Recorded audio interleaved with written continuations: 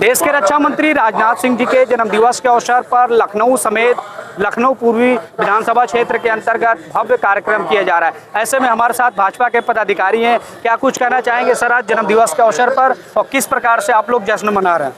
जैसे कि आप देख रहे हैं, इस पूरे लखनऊ की जो जनता है वो आदरणीय राजनाथ सिंह जी के द्वारा इतनी प्रफुल्लित है, जो उन्होंने अपने पिछले के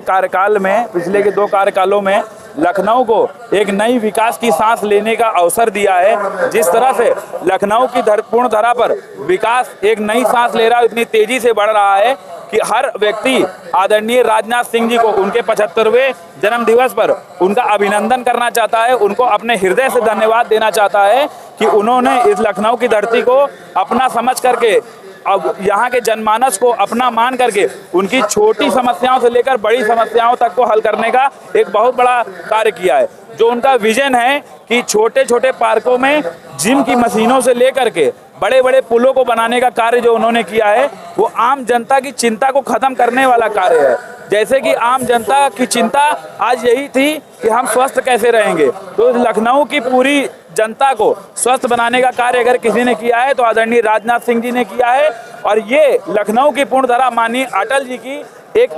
सपनों की राजनीति की धरती थी, जिन सपनों को आदरणीय राजनाथ सिंह जी ने पूरा करने का काम किया है। जिस तरह से अटल जी चाहते थे कि हमारा लखनऊ एकदम स्वर्ण रूप में चमके, उस तरह से लखनऊ को स्वर्ण रूप में चमकाने का कार्य अगर किसी ने किया है तो आदरणीय रक्षा मंत्री राजनाथ सिंह जी ने किया है। आप जैसा कि देख रहे हैं कि आज 75वें जन्मदिवस की ही बात नहीं है, पिछले जितने भी जन्मदिवस माननीय रक्षा मंत्री जी के बीते हैं, हर जन्मदिवस के अवसर पर लखनऊ का जनमानस और जनता का सैलाब उमड़ पड़ता है। इन ऐसे ही मांगलिक कार्यक्रमों में, सुंदरकांड के कार्यक्रम द्वारा भगवान से हम लोग यही प्रार्थना करते हैं कि वो दीर्घायु हों और इसी तरह लखनऊ और देश की जनता की सेवा करते रहें और लखनऊ का विकास करते रहें और हमारे देश की सुरक्षा करते रहें। बिल्कुल बिल्कुल, जिस प्रकार से इन्होंने कहा कि देश को विकास की गति की ओर ले जाना है और साथ ही साथ वो चाहे बुजुर्ग व्यक्तियों के लिए जिम खोलना हो, चाहे युवाओं के लिए जिम खोलना है, या फिर लखनऊ को तेज रफ्तार से दौड़ाने के लिए फ्लाईओवर की